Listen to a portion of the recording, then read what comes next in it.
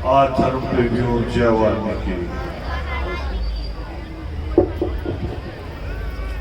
आज का योगामृत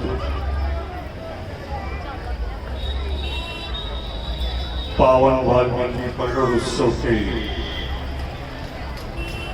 अवसर पर किया जा रहा है।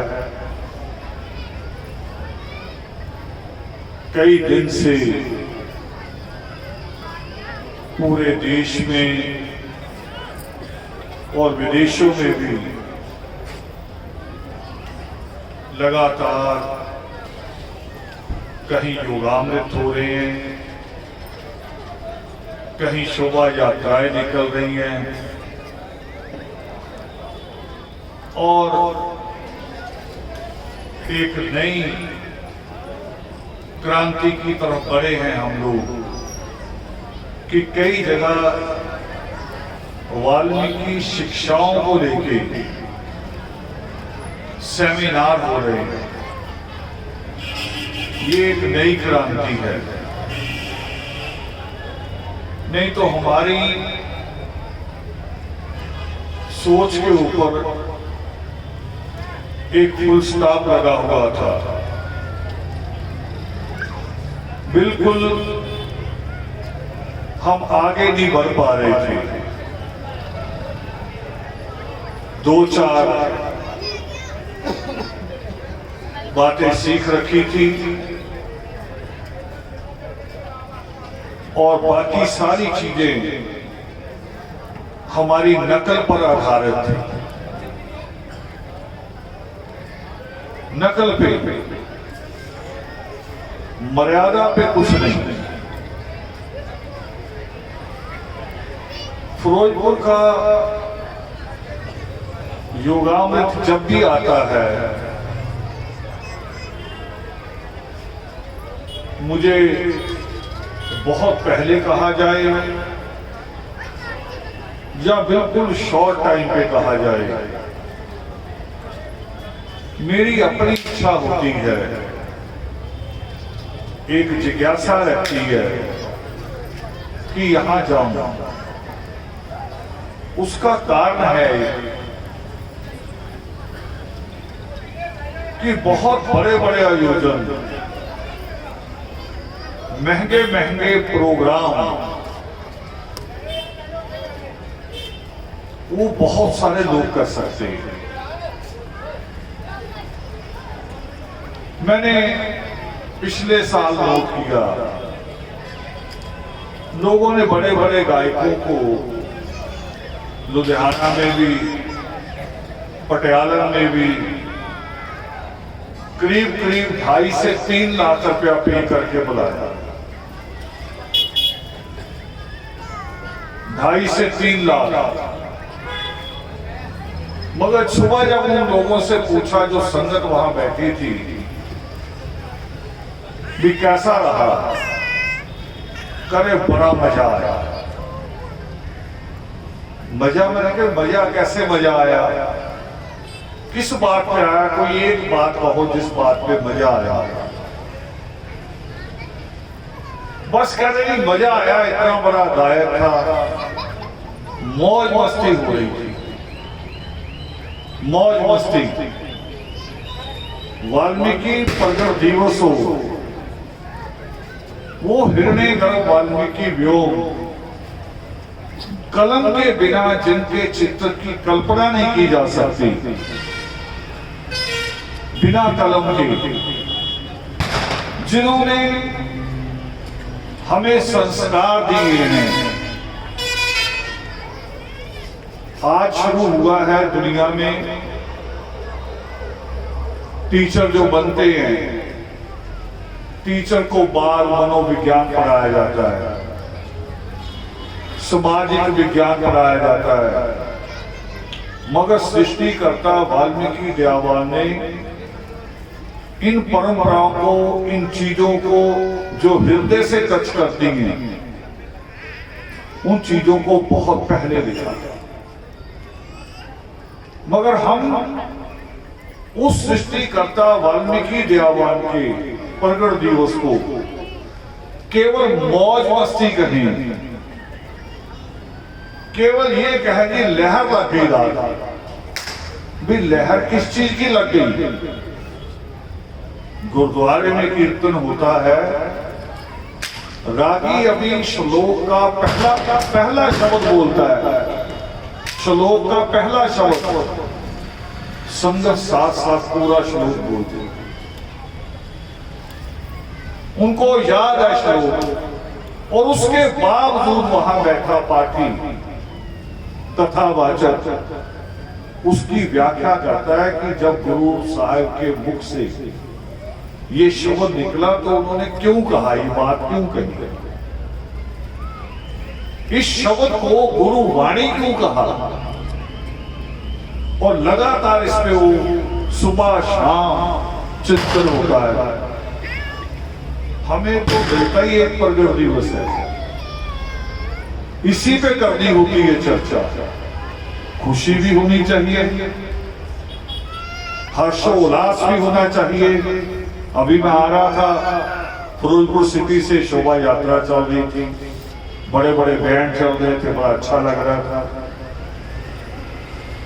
कि उस नाम को, जिस नाम को हमारे अनपढ़ बुजुर्गों ने जिंदा रखा हमारे बीच में, आज हमारे युवा हर्षोल्लास के साथ, शानो शौकत के साथ शोभा यात्रा के रूप में निकलते हैं।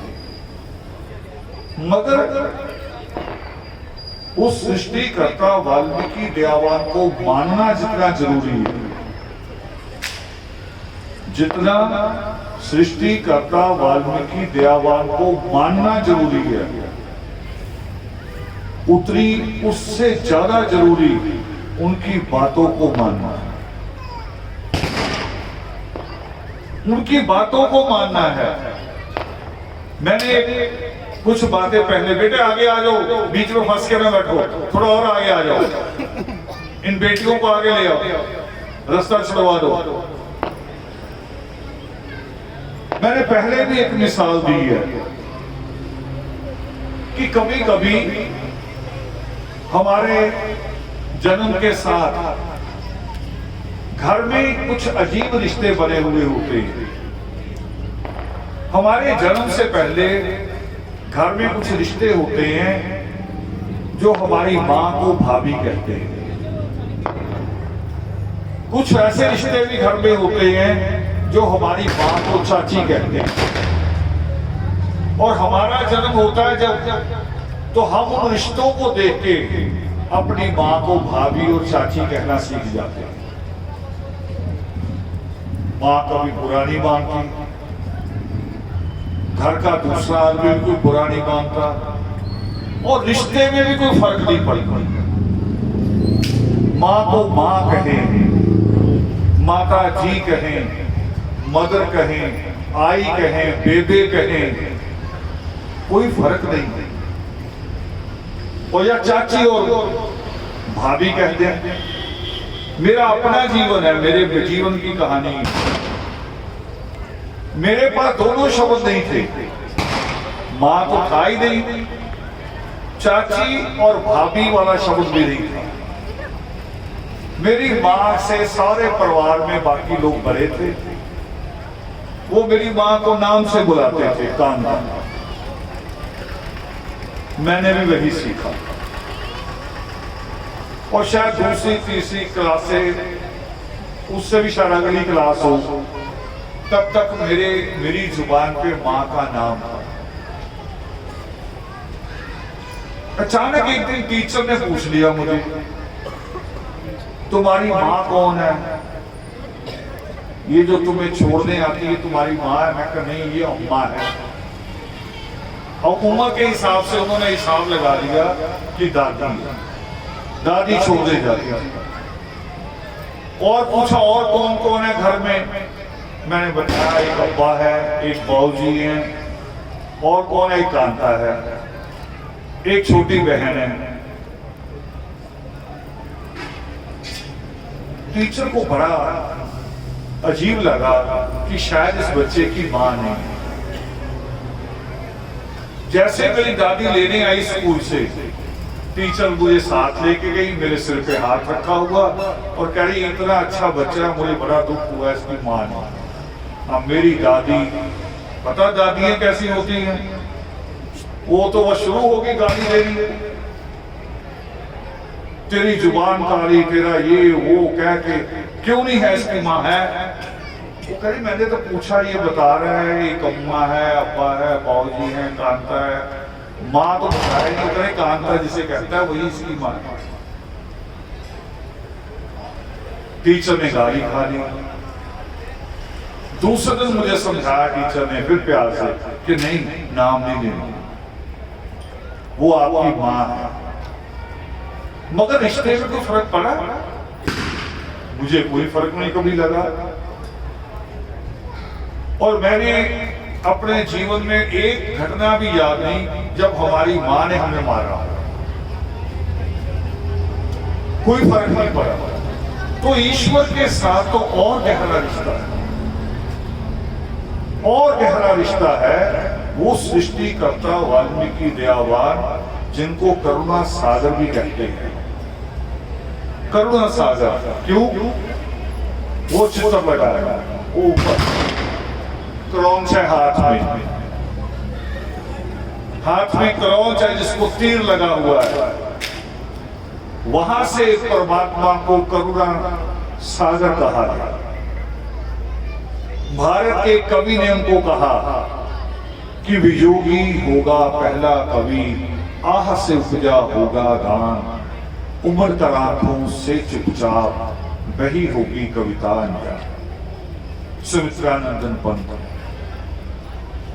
उसने ये बात कही हमारी किताबों में, अब शायद ना भी रहे क्योंकि अब सिर्फ ही सरकारें आ गई हैं, जो कभी स्कूल गई नहीं, जिन्होंने किताबें कभी उठाई नहीं, तो पता नहीं किताबों में क्या होना चाहिए। अब शायद ना हो ऐसी बातें, अब उल जलूल बातें हो सकती हैं। मगर जब हम पढ़ते थे तब ये लाइनें आती थी सृष्टिकर्ता वाल्मीकि दयावान को लेके कि वियोगी होगा। वियोग किसको कहते हैं? जिसके सामने कोई दुखदायी घटना घटित हुई, जिसने किसी के हृदय से निकली चीख सुनी हो और उस चीख को अपने दिल से महसूस किया। हम नहीं करते। हमारे सामने अगर कोई पशु पक्षी है,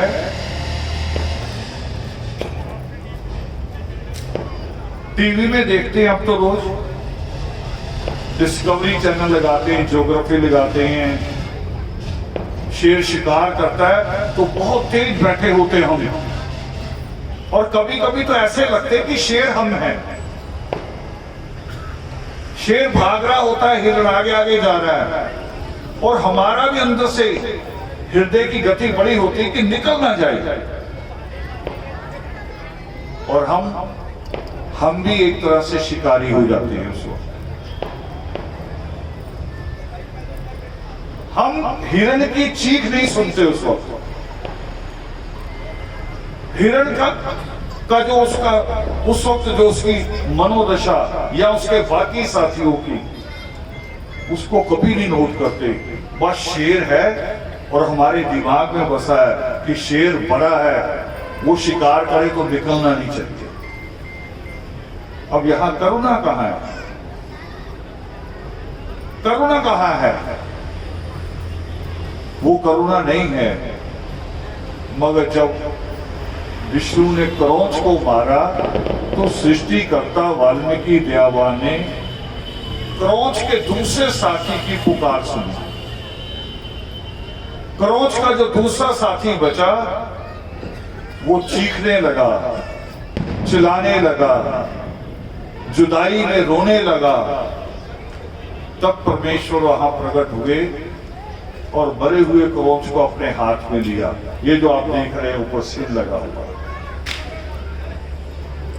भारत में शायद कुछ ही जगह होंगी जो इस तरह से हृदय से सजाई जाती है, आस्था के साथ।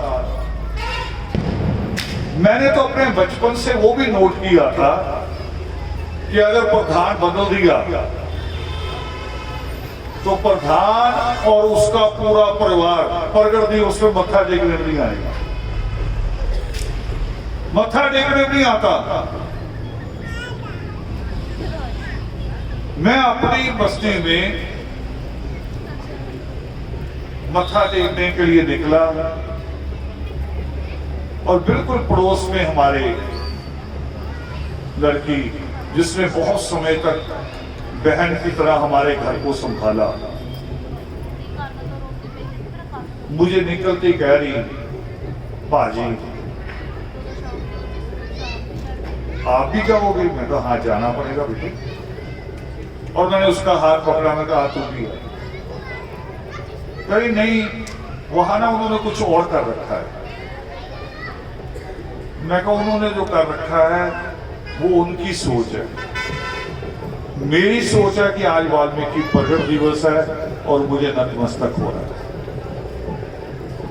उन्होंने क्या कर रखा है ये उनकी सोच है, छोटी है, बड़ी है, तंग हृदय है, तो मैं अपना हृदय तंग क्यों कर लूं? मैंने उसका भी हाथ पकड़ा, मैं कहा बेटा तुम भी मेरे साथ। गए हम, और वो बाकी भी हैरान हो रहे, उनको उम्मीद नहीं थी कि हम मत्था टेकने आएंगे। हमने मत्था टेका और उसी जगह टेका जहां उन्होंने फूलों के साथ कुछ और लिख रखा था। जय वाल्मीकि नहीं लिखा, परमात्मा का नाम नहीं लिखा, अपनी संस्था का नाम लिख रखा था फूलों के साथ। मैं बहुत बार सोचा करता था कि हम इससे कब ऊपर उठेंगे, हम उन चरणों से कब जुड़ेंगे। वहां इसी को लेके हमने 4 जनवरी 1986 को वाल्मीकि तीर्थ का आंदोलन शुरू किया। 4 जनवरी 1986 को, और वाल्मीकि तीर्थ बना 2016 में, यानी 30 साल लगे हमें। 30 साल हमने लोगों को वाल्मीकि तीर्थ की तरफ मुंह करवाया। नहीं तो आप, अभी बच्चे भजन गा रहे थे, यहाँ भजन रिलीज भी किया, और इनके साथ जितने साज बजाने वाले हैं, वो बता भी रहा था मुझे, कह रहे मैंने ये सारा संगीत दिया है। ये वातावरण है उस बस्ती से, अमृतसर की, बहुत ज्यादा वातावरण है ग्वाल मंडी से। और कभी हमारी गैर हाजिरी में जाके पूछना वहां बुजुर्गों से, प्यारे लाल अंजान से पूछना, और भी कुछ मिल जाएगा, सफर साहब नहीं रहेंगे। ग्वाल मंडी जो सबसे पहला मोहल्ला पड़ता है वाल्मीकि तीर्थ से अगर आए, वही है ना पहली बस्ती, शायद उसके बाद है। उस पहली बस्ती को नहीं पता था कि वाल्मीकि तीर्थ है। पहली बस्ती को आप पूछ रहा हूं उनसे, ग्वाल मंडी के लोगों से, कि आपको वाल्मीकि तीर्थ पता था? संगीत सम्मेलन हुआ करते थे, संगीत सम्मेलन, ये एक खूबी थी उनकी। और संगीत सम्मेलन भी ऐसे नहीं कि बस एक ही लय पे भजन गाए जाने हैं, इतिहास के अलग अलग तरीके से, कलम से ही सवाल, उसमें भी गीत, कलम से पूछ रहा है शायर कि ईश्वर ने तुम्हें क्यों चुना, इस पे भजन। संगीत सम्मेलन होते थे, मगर वाल्मीकि तीर्थ नहीं पता। हमने आंदोलन शुरू किया, और आज पता वाल्मीकि तीर्थ कहां तक पता है? भारत के अंतिम किनारे तक पता है वाल्मीकि तीर्थ। योगी मां पर्व होता है तो हैदराबाद से लोग चलते हैं परिवारों समेत, हैदराबाद से, बॉम्बे से, गोवा, पूना से, राजस्थान से, बड़ौदा से, और असम से, गुवाहाटी से लोग परिवारों समेत आते हैं वाल्मीकि तीर्थ। पिछले इलेक्शन में फोर्स बुलाई जाती है ना बाहर से, पिछले इलेक्शन में फोर्स बुलाई गई, कर्नाटका की एक बेटी कोई आई IPS, वहां वाल्मीकि मंदिर है कर्नाटका में, मगर वाल्मीकि तीर्थ जितना बड़ा नहीं। और कल्पना भी नहीं थी, उनको यह लगता था सिर्फ कर्नाटक में, कर्नाटक विधानसभा के बाहर परमात्मा की प्रतिमा है। और एक ही प्रतिमा, ये नहीं कि 20,000 मूर्ति है, 10-20 नहीं है, एक। और एक बड़े पहाड़ को काट के बनाई गई है, बड़ा पहाड़ काट के कर्नाटक विधानसभा के बाहर। और वो वाल्मीकि कौम जिसको जनरल कैटेगरी में गिना जाता है, जिसके एक हिस्से को जनरल कैटेगरी में और एक हिस्सा ओबीसी में। मगर उनकी सोच में उतरी थी कि हम ही हम हैं। और वो वाल्मीकि नाम जानते हैं कहां से है, कर्नाटक में क्यों है? योग शिष्ट के पन्ने इसकी गवाही देते हैं। योग शिष्ट में केवल भारद्वाज नहीं है जो सृष्टिकर्ता वाल्मीकि दयावान से ज्ञान प्राप्त करने आता है। और भारद्वाज को भी आप ये मत समझना कभी कि भारद्वाज कोई छोटा बच्चा था, अज्ञानी था। वो हम बच्चा इसलिए वो दूसरे मायनों में कहते हैं कि वो ब्रह्मा का पोता था। ब्रह्मा का पोता जरूर था, मगर जब वो सृष्टिकर्ता वाल्मीकि दयावान के पास ज्ञान प्राप्त करने पहुंचा, तब 9 डिग्री थी उसके पास, 9 डिग्री, जिनमें से एक डॉक्टर की आयुर्वेद की 9 डिग्री है उसके पास। और 9 डिग्रियों के बाद उसको लगा कि ये डिग्रियां सब पेट पालने के लिए है, जो मन की शांति है वो तो मिली नहीं। जो मोक्ष का मार्ग है उसका तो अभी तक पता ही नहीं चला। तो भारद्वाज तो आया ही आया, मगर भारद्वाज के अलावा एक बड़ा करैक्टर था जिसको कहते महाराजा बलि। महाराजा बलि पूरे दक्षिण में जिस दिन आप लोग बैसाखी मनाते हो, महाराजा बलि के नाम से, उनकी परंपरा से वहां पर पूरे पूरे पूरे साउथ में, केवल एक स्टेट में नहीं, पूरे के पूरे साउथ की, केरला हो, तमिलनाडु हो, कर्नाटक हो, आंध्रा हो, ओणम मनाया जाता। ओणम कहते हैं उसे। और वो महाराजा बलि जब पूरी तरह से वो अपना बड़ा राज स्थापित कर लिया, तब उसने भी, जैसे भारद्वाज ने अपने दादा से कहा था कि मुझे वो चाहिए जिसको प्राप्त करने के बाद आदमी की इच्छा इस बात हो जाए। मुझे वो चीज चाहिए जिसका कुछ उलट ना हो। ये रात है, थोड़ी देर बाद दिन में बदल जाएगी। आप अनंत से बैठे हैं, ये अनंत कुछ घंटे बिठा लूं अगर मैं, थकावट में बदल जाएगा। शरीर थक जाएगा, दिमाग भी थक जाएगा। तो भारद्वाज ने कहा था कि मुझे वो चाहिए जिसका कुछ उलट ना हो, जिसके बाद आदमी की इच्छाएं खत्म हो जाए। और वो होता है मोक्ष।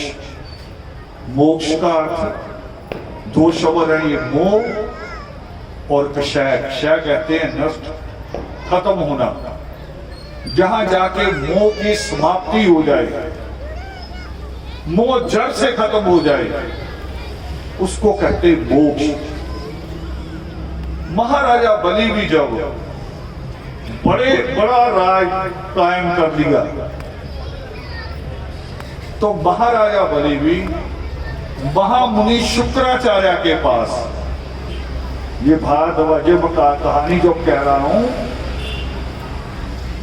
हम महामुनि शुक्राचार्य का नाम लेते हैं, दैत्य गुरु कहते हैं उनको।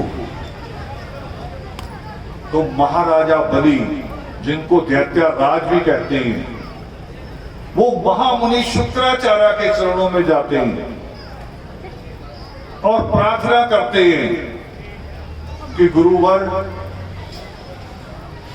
ये राजपाट, धन दौलत, हार जीत,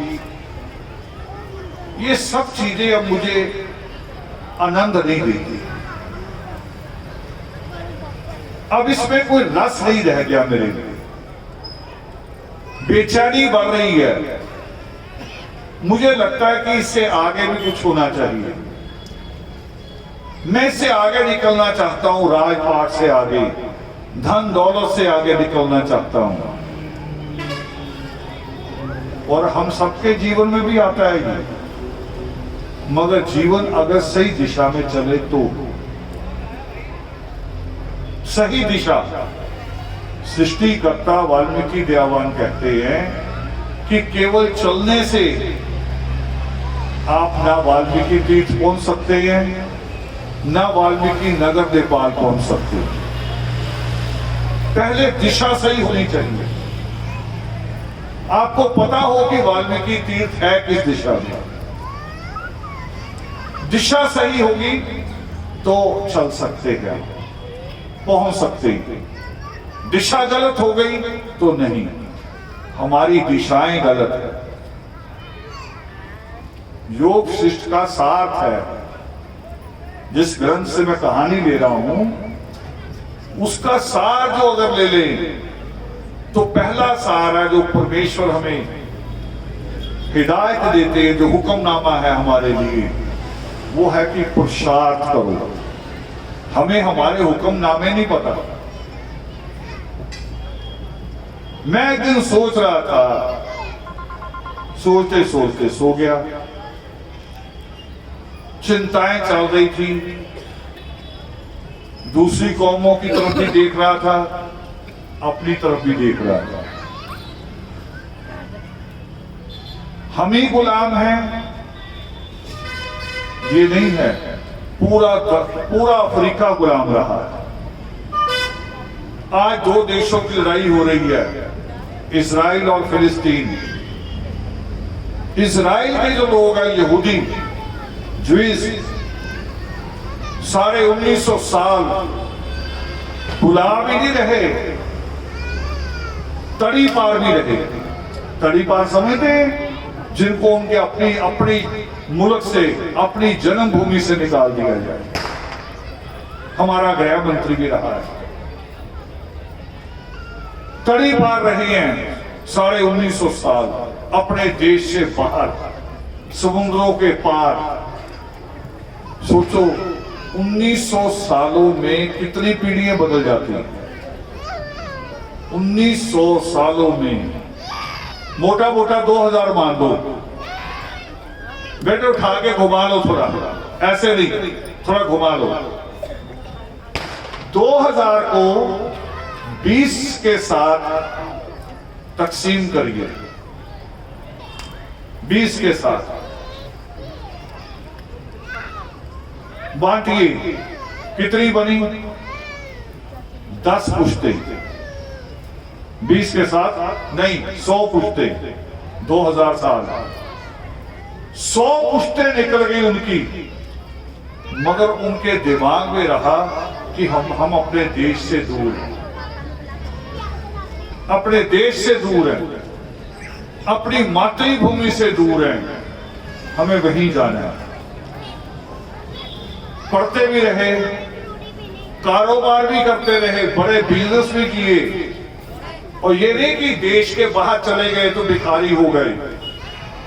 इतना पैसा उनके पास था कि जब सेकेंड वर्ल्ड वॉर हुआ 1941 का, उन्होंने इंग्लैंड सरकार को पैसा दिया, यहूदियों ने, युद्ध लड़ने का पैसा, और शर्त के साथ दिया कि हम आपको युद्ध के लिए पैसा देंगे, आप हथियार खरीदो, जो मर्जी करो, मगर युद्ध जब समाप्त हो जाए तो हमारा देश हमें लेके देंगे आप।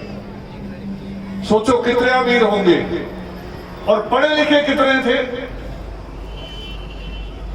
दुनिया की सबसे बड़ी जो पढ़ाई लिखाई में डिग्री मिलती है, जो यूनिवर्सिटी से भी बाहर हो जाती है, यूनिवर्सिटी के बस से भी बाहर, यूनिवर्सिटी की आखिरी डिग्री होती है एक पीएचडी, उसके बाद डॉक्टरेट।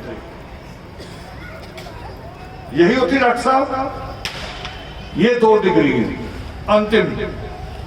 यूनिवर्सिटी के बाहर हम करते आईएएस, मगर इससे भी बड़ी जो दुनिया में डिग्री है, सबसे बड़ी बड़ा सम्मान, उसको कहते हैं नोबेल प्राइज। Nobel prize. और यहूदी अगर 100 लोगों को नोबेल प्राइज मिलता है, मान लो, या 10 को मिलता है, अगर 10 में से 4 यहूदी लेते हैं केवल, 200 मुल्क, और वो अकेले 4 लेते हैं 40%, बाकी 200 मुल्क 60%। पढ़ाई में भी सबसे आगे, पैसे में भी मजबूत, मगर उसके बावजूद उनके दिमाग में था कि हमारी मातृभूमि, और एक उनका संदूक है जिसमें उनकी पवित्र चीजें रखी हुई थी, एक उनका तीर्थ जिसको गिरा दिया गया, जिसकी खाली एक दीवार बची है कि हमें वहां रहना जाए। और मैं सोच रहा था अपनी कौम के बारे में कि मैंने सुना, बुजुर्गों से बहुत बार सुना कि हम इस देश के आदिवासी हैं, हमारे बुजुर्ग राजा थे, बस यही कहानी। इसके आगे का सवाल ही नहीं उनके पास भी हम अगर आदिवासी थे तो गुलाम कैसे हो गए, हम अगर हमारे बुजुर्ग राजा थे तो राजा थे कौन, ये सब जवाब भी नहीं, यहां तक भी नहीं पहुंचे। बस इतना नोट कर रखा भी राजा थे, सब भूल गए, बाकी कुछ भी याद नहीं। मैं सोचते सोचते सो गया और सपने में चल पड़ा। कई बार होता है ऐसे, सपने में चल पड़ा, एक आदमी आसमानी कपड़ों में, योग माला भी पहनी हुई, ठीक से दिखाई नहीं दे रहा, मगर लग रहा कि हमारा हिस्सा है, हम में से कोई एक है। और एक दो उसके आसपास खड़े, और फिर बाकी दिखाई देने शुरू हो गए। उसके पास सिख भी खड़ा कोई, उसने बड़ी अच्छी दस्तार बांध रखी है, गात्रा पहना हुआ है, एक मुसलमान खड़ा है, सब लोग अपनी मर्यादा में है, मुझे सब दिखाई देने शुरू हो रही। जैनी दिखाई दे रहा है, जो मैं दिन में सोचते सोचते सो रहा हूं वो सपने में चल रहा है। फिर उनमें डिस्कशन हो रही है, डिस्कशन हम तो बहुत जल्दी शुरू करते हैं। एक बात और नोट कर लो, पढ़ा लिखा आदमी सवाल बाद में पूछेगा, अनपढ़ पहले पूछेगा, और जवाब नहीं सुनेगा ना, दूसरा सवाल फिर कर देगा साथ, जवाब नहीं सुनेगा, उसके पास सब्र ही नहीं। इसीलिए महात्मा बुद्ध कहते थे, वो कह रहे कभी मूर्ख का सामना मत करो, नहीं तो वो तुम्हारा ज्ञान भी छीन लेगा, तुम्हें मूर्ख बना के छोड़ देगा। उसको तो हाथ जोड़ दो। एक कहावत भी है कि चतुर के हम गुरु हैं, मूर्ख के हम दास। चतुर के हम गुरु हैं, मूर्ख के हम दास। मूर्ख डंडा पकड़या, बांध खलोए हाथ, उसको तो हाथ जोड़ दो। सपने में बहस चल गई और हमारा आदमी सवाल कर रहा सिख से कि जी ये बताओ मुझे, ये पगड़ी क्यों बांध रखी है। थोड़ा हैरान भी हुआ, एक बात अचानक भी ऐसा सवाल आ गया, इस सवाल का कोई मतलब नहीं बनता, मगर फिर वो संभला और संभल के उसने कहा कि गुरु साहब का हुक्म, ये मर्यादा है हमारी, मर्यादा इसलिए पहन रखी है। फिर घूमा हमारा आदमी, मैंने कहा ना अनपढ़ आदमी जल्दी रुकता नहीं है, सवाल ही सवाल करता है। मुसलमान की तरफ घूमा, कह रहे तू बता, ये तो 2 बार जाते हैं गुरुद्वारे मंदिर, तू 5 बार जाता है, क्या काम है? वो कह रहा भी हुक्म है, हमारे पैगंबरों का हुक्म है और हम मानते ही। बड़े सवाल पे सवाल करे जा रहा है। फिर वो बिल्कुल शांत खड़े हो गए। विद्वान ऐसे ही करते हैं। वो कह रहे अच्छा तू पहले पूरा कर। एक और बात बताऊं, मिसाल जंगल की बात मैंने कही थी। जंगल में एक बार करे रेस लगेगी, सारे जानवर इकट्ठा हो गए और चीते को कहा तुम भी आ जाओ। वो बैठा देखता रहा, करा कोई नहीं आप करो, शुरू करो, फिर मैं आता हूं। सारे जानवर दौड़ पड़े, भालू भी जा रहा, बंदर भी जा रहा, लंगूर भी जा रहा, वो उछल उछल के भी जा रहा, चीता वहीं बैठा। उसको बाद में पूछा भी हम में से एक आदमी तो जीत गया, तू बिल्कुल ही नहीं आया, तू हिम्मत ही हार गया। वो कह रहा जब गधे दौड़ रहे हो तो शेर उसमें भाग नहीं लेते, शेर का गधे के साथ दौड़ना ही बेइज्जती है। विद्वान भी यही सोचते हैं। वो कह रहे कर ले, तू जितने सवाल करते हैं कर ले, अब हम शांत खड़े। जब थक गया फिर उन्होंने कहा अच्छा भाई हम अब भी कोई बात करें। कह रहे तू भी तो बता तुम्हारे यहाँ क्या मर्यादा है, कोई थोड़ी बहुत बता। वो कह रहे यही तो समस्या है कि हमारे यहाँ मर्यादा ही नहीं है। मामा हमारे कहते हैं कि देख देनी है और पिता हमारे कह रहे हैं कि कढ़ाई करनी है। ओए चल इधर।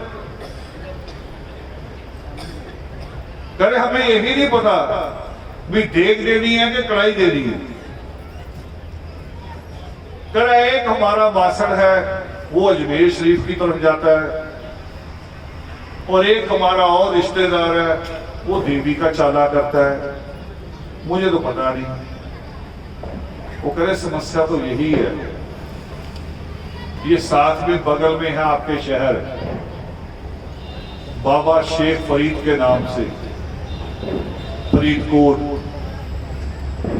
फरीद साहब निकले एक दिन ज्ञान लेने। अब देखो विद्वान आदमी ज्ञान कैसे लेते हैं। ज्ञान लेने निकले और रास्ते में एक औरत घर के बाहर सफाई कर रही थी। उसने औरत कभी ऐसे झाड़ू दूर लगाए, फिर ऐसे लगाए, शेख साहब कभी इधर हो जाए कभी इधर हो जाए।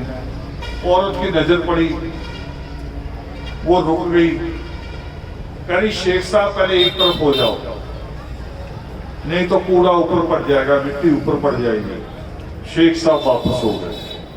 बाबा फरीद लौट गए, उनके साथी पीछे पीछे भाग रहे। वो कह रहे पता नहीं अपमान हो गया,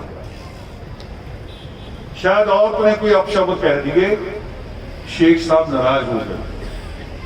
दूसरा सोच रहा पता नहीं अपशब्द हो गई। हम ऐसे भी सोचते हैं ना, झाड़ू आगे आ गया अपशब्द हो गई। अभी बिल्ली जा रही थी, कितने लोगों को डर लगा होगा कि बिल्ली गई अपशब्द हो गई। पता है जापान में लोग क्या करते हैं, वो रुक के खड़े हो जाते हैं घर के बाहर कि पहले बिल्ली निकल जाए फिर हम चलेंगे, ये अच्छा शगुन होगा। गलत दोनों है। जो बिल्ली के निकलने से डरता है गलत वो भी है, जो बिल्ली के निकलने का इंतजार करता है गलत वो भी।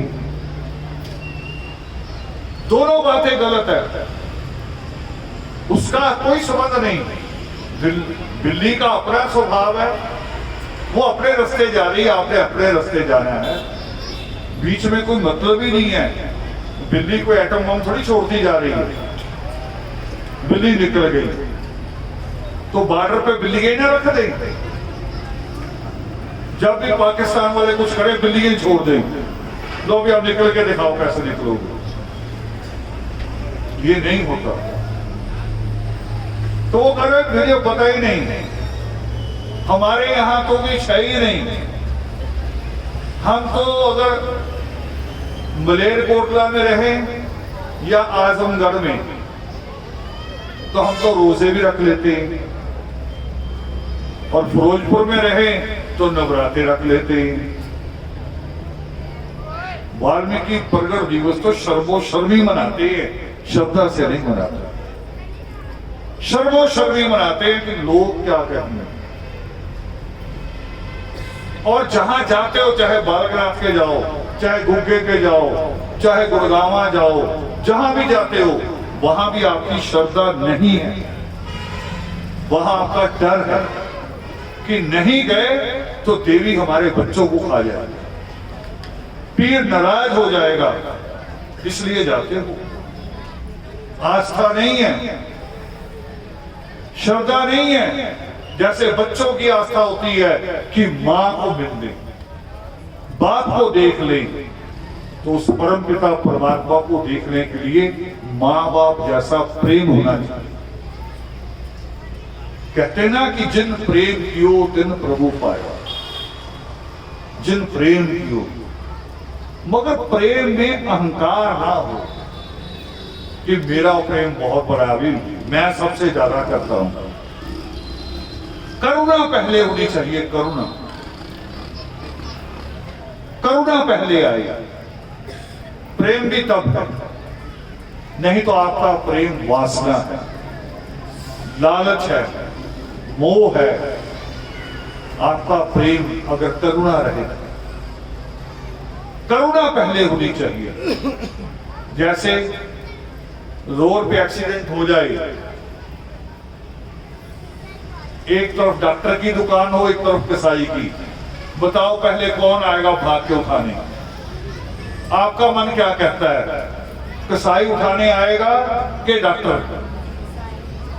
बताओ कौन आएगा, बोल दो एक बार। हैं? कह रहे कसाई आएगा।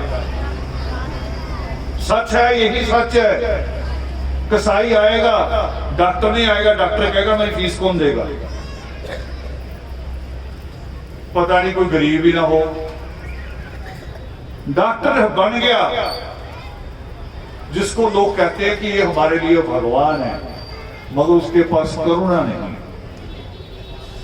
हृदय में प्रेम नहीं है, तो वो ईश्वर को कैसे पालेगा? एक बच्चा चलेगा संतों के पास, कह रहा जी घर बार छोड़ आया है, जैसे बुद्ध छोड़ के चला गया। कह रहा घर छोड़ आया हूं। वो कह रहा फिर मेरे पास क्यों आए हो? कह रहा ईश्वर से मिलना है। वो कह रहे तुम गिलास पानी का छोड़ आए हो और समुद्र से मिलना चाहते हो, बेवकूफ हो। जो पानी का गिलास नहीं पी सकता, अपने अंदर नहीं ले सकता, वो समुद्र कैसे पिए? जाओ पहले घर की जिम्मेवारी पूरी करो। योग सृष्टि ये भी है। योग सृष्टि जब कहता है सृष्टि करता, वाल्मीकि देवान जब लिखते हैं कि पुरुषार्थ ही दैव है, जिसका अर्थ है कि मेहनती भक्ति है, तो हम उसमें थोड़ा सा भटक जाते हैं, और हमारा भटकना स्वाभाविक है, स्वाभाविक है। जब मैं ये बता रहा हूं आपको कि 1986 तक अमृतसर का वो मोहल्ला जो वाल्मीकि तीर्थ के रास्ते पे सबसे पहला पड़ता है, जब उसको वाल्मीकि तीर्थ नहीं पता था। पंजाब का सबसे बड़ा शहर लुधियाना 1999 तक, 89 तक, जब हमने पहली बार बाबा साहब भीमराव अंबेडकर के जन्मदिन पे उनके जन्मदिन की खुशी में शोभा यात्रा निकाली और हम नगर निगम में गए, नगर पालिका होती थी उस वक्त, नगर निगम में अपने लीडरों से मिले कि हमने डॉक्टर अंबेडकर का जन्मदिन मनाना है, शोभा यात्रा निकाले, आप भी आइए। तो जानते हैं हमारे डॉक्टर क्या पूछ रहे थे? हमारे बेटे ये ना काम करो ना, ये साउंड बाहर, ऐसे नहीं, आप खुद ही लेके आ रहे हो, वही बुला लो। हमारे लीडर क्या कह रहे थे? लीडर वेशभूषा पूरी, वो जो खद्दर था, गांधी ने एक लिया था ट्रेडमार्क, थाने में घुसने का, दलाली करने का, लंबा लंबा कुर्ता, वो पूरे पहने हुए, पीछे फोटो भी लगा रखी, गांधी की, नेहरू की, इंदिरा की, उस वक्त तक मोदी वगैरह नहीं आए थे बेचारे। और हमें पूछ क्या रहे हमारे नेता, हमें क्या पूछ रहे, कह रहे ये किस बीमारी का डॉक्टर था। हम हैरान हो गए कि हमारे लीडर जिनको हम चाचा, ताया, दादा कह रहे हैं, जो इस उम्र के हैं, हम सोचते थे कि ये रहबर है, ये अगुवाई करते आगे चलते हैं। वो ये बाबा साहब अम्बेडकर के लिए जिसकी वजह से ऑफिस खोले हुए थे उन्होंने, बड़े बड़े ऑफिस, और शायद नगर निगम के कमिश्नर की चेयर इतनी महंगी नहीं होगी जितनी महंगी चेयर वो लगा के बैठ गए सफाई मजदूरों के देगा। और पूछ रहे हमें कि वो डॉक्टर अम्बेडकर किस बीमारी का डॉक्टर था। बड़ा तरस आया मुझे उनके ऊपर। और कारण क्या था? कारण दो लोग थे। किसी भी कौम को दिशा देते हैं संत, नेता और या फिर पढ़े लिखे लोग। हमारे यहां संत वाल्मीकि पंथ का कोई संत ढूंढ के दिखा दो मुझे। पूरे भारत में वाल्मीकि धर्म का संत ढूंढ के दिखा दो, एक भी एक संत ढूंढ दो मुझे। देखो चैलेंज है मेरा, ये मीडिया जाएगा भी पूरी दुनिया में, पूरे विश्व में ढूंढ के दिखा दो वाल्मीकि धर्म का संत, पंथों के संत। कोई नाथ पंथ है, कोई उदासी पंथ है, कोई शाह घराना है, कोई गिरी पंथ है, वाल्मीकि धर्म का संत नहीं। तो फिर कौन बताएगा? और नेता हमारा, नेता नेहरू का, नेता जनसंघ का, उस वक्त जनसंघ होती, ये भाजपा जनसंघ होती थी, आरएसएस। नेता उनके और पढ़े लिखे किसके? अब देखो तीसरी ताकत बची पढ़े लिखे, तो वो किसके? वो आधे तो हमारी कौम में शादी नहीं करते थे, क्योंकि कोई कोई पढ़ा लिखा होता था और जैसे अफसर बनता था तो उनको रिश्ते बाहर से ही आ जाते थे। किसी के यहां बनिए का रिश्ता आ गया, किसी के यहां ब्राह्मण से रिश्ता आ गया, वो उनके थोड़े से बचे, वो बुद्ध के हो गए, वो बुद्ध की लाइन पे चल पड़े। हमें आगे कहते कि वाल्मीकि ने क्या किया, वे बुद्ध ने क्या किया, ये कभी सोचता, ये तो सोचो पहले कि बुद्ध ने आरक्षण दिलाया, बुद्ध ने कभी हमारी शिक्षा की बात की, बुद्ध ने कभी जात पात तोड़ने की बात की। एक जगह नहीं बुद्ध ने कहा कि मैं वर्ण व्यवस्था के खिलाफ हूं। एक जगह बुद्ध ने यह नहीं कहा कि मैं वेदों के खिलाफ हूं। जिसको बिठाया कहते हैं सुनीत को, बुद्ध ग्रंथों में ही हवाला आता है कि महात्मा बुद्ध प्रवचन कर रहे थे और सुनीत बाहर कूड़ा उठा रहे थे। वही था स्टैंडर्ड, वही था। जैसे आपका होता, वहां राजा स्वामी चले जाओ, निरंकालियों में चले जाओ, आपका नाम रखा था भंगीदास, काम भी वही दिया जाता है, काम भी वही दिया जाता है कि फलसे आप साफ कर दो, सेवा करें, सेवा, इसमें भगवान खुश होगा, टिकट कटेगी सीधी स्वर्ग। वही ज्ञान कहीं भी चले जाओ, जात पात में ही आपको रखा जाएगा, गुलामी में। और फिर मैंने अपने लीडरों को कहा कि बाबा साहब अम्बेडकर गुलामी की बीमारी का इलाज करने आए, गुलामों को इंसानों में खड़ा करने आए थे, वो थे बाबा साहब अम्बेडकर, जिनकी वजह से आज आप पार्टी के कहते हो ना, ये फोटो लगा रखी नेहरू की, आप तो नेहरू की फोटो को छू भी नहीं सकते थे अगर बाबा साहब अम्बेडकर ना हो। नेहरू ब्राह्मण थे और ब्राह्मण की फोटो को भंगी छू ले, भंगी को तो कोड़े पड़ेंगे फिर नंगा करके, और वो कोड़े रोके किसने? बाबा साहब भीमराव अम्बेडकर ने अपने 4 बच्चों की कुर्बानी दी। ये बातें हमें बतानी जिन्होंने थी वो तीनों ताकतें फेल हो गई। संत, नेता और पढ़े लिखे लोग तीनों फेल हो गए और तब ये धर्म समाज का उदय हुआ। अगर ये मूवमेंट ना होती, सोचो हमारी दशा क्या होती। आज वाल्मीकि तीर्थ इस दशा में होता जिसमें आज है। 4 जनवरी 1986 को अगर हमने पहली साइकिल रैली ना की होती, आज वाल्मीकि तीर्थ किसी के जुबान पर नहीं होती। जो संत वहां बैठे वो भी वाल्मीकि तीर्थ नहीं कहते, वो भी डेरा कहते हैं, राम तीर्थ कहते हैं। उनके तो लेटर में लिखे हुए हैं, लेटर में उनके लेटर पैड पोस्टरों पे राम तीर्थ लिखा जाता है। तो हमें कौन समझाता? ये धर्म समाज आंदोलन पैदा हुआ जिसने अपना पूरा जीवन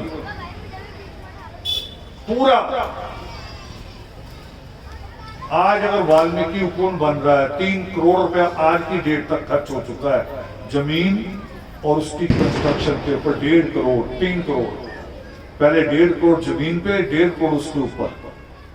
अभी 10 साल चल जाए काम, लंबा प्लान है। कहां से आया? 1 रुपया भी हमने बाहर से नहीं लिया। अभी सारा धर्म समाज आंदोलन से, अपने कैडर से।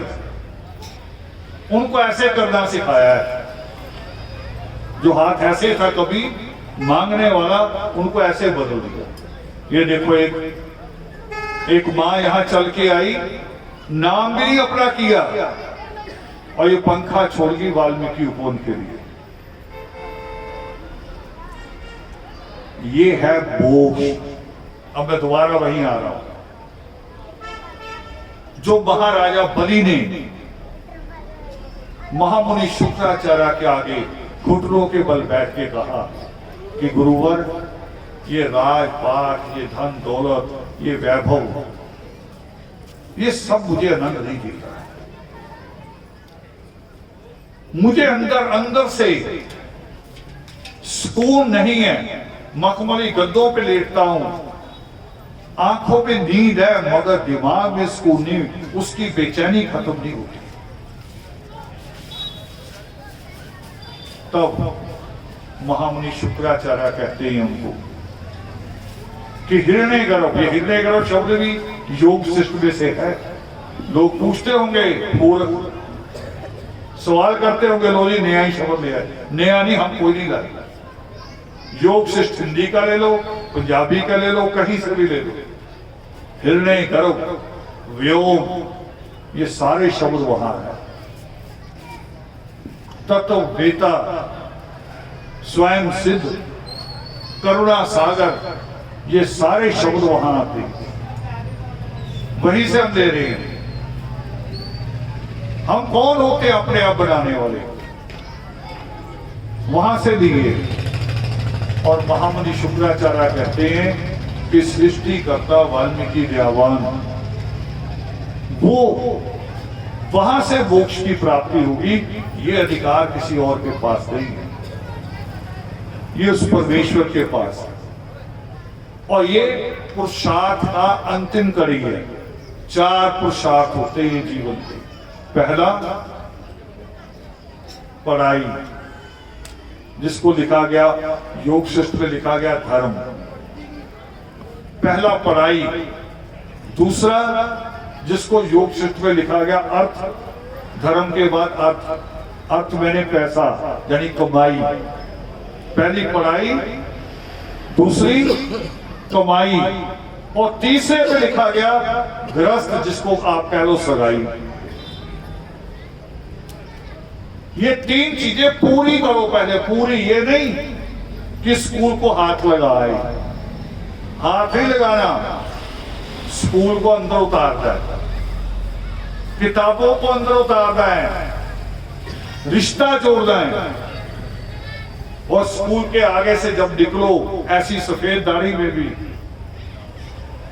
तो एक आनंद सा आए कि ये पहला दरवाजा है जिससे मैं आज यहां पहुंचा। इस तरह से सोचो जब कभी, वो नहीं जो आम लोग निकलते हैं तो कह रहे ना ये तो यहाँ तो बड़ा बुरा था, मास्टर मुर्गा बना दिया करता था, छड़ी से मारता था। वो जिन्होंने छड़ी की मार नहीं सही वो बंदे नहीं बन पाए, वो मजदूर बने हैं, जानवर बने अभी भी, वो गुलाम है। नई नई गुलामी में है हम लोग, वो नई गुलामी में है जिन्होंने शिक्षा प्राप्त की। तो पुरुषार्थ का अर्थ है कि अपना जो पुरुषार्थ क्रम वाइज है, यानी पहले क्रम पढ़ाई, वो पढ़ाई पूरी हो, दूसरा कमाई पूरी हो, और उसके बाद अगर आप जाके शादी करोगे फिर शादी सुकून देगी। मगर हमारे यहाँ शादियां कैसे होती हैं, जानते कैसे होती है? इनमें हर उम्र की माएं बेटियां बैठी हैं। जो माएं हैं जिनका लड़का 18, 19, 20 साल का हो गया है, जैसे पड़ोसियों के यहाँ बहू आती है ना, हमारी माओ के भी पेट में कुछ होना शुरू हो जाता है। उधर छम छम की आवाज आती है, खन खन की आवाज आती है, उसी वक्त हमारी माँ का भी सिर घूमना शुरू हो जाता है, कहानियां रचनी शुरू करती है। और जैसे ही आदमी आता है घर, कह रही देखो जी अब तो मेरे यहाँ भी दर्द होता है, घुटने में रोटी नहीं बनती, यहाँ भी दर्द होते हैं। आदमी कहता है अच्छा क्या फिर डॉक्टर को दिखा दे। ना ना, अब तो लड़के की शादी करो, बहू आएगी वही बनाएगी। पहले एक बात बताओ, आप सारी माएं जितनी बेटियां मेरी बैठी हैं, ईमानदारी से बताओ, गारंटी है कि बहू देगी? गारंटी है कि बहू रोटी देगी? जब ये गारंटी नहीं है तो नालायक लड़के को पकड़ के किसी की लड़की का जीवन क्यों खराब करते हो?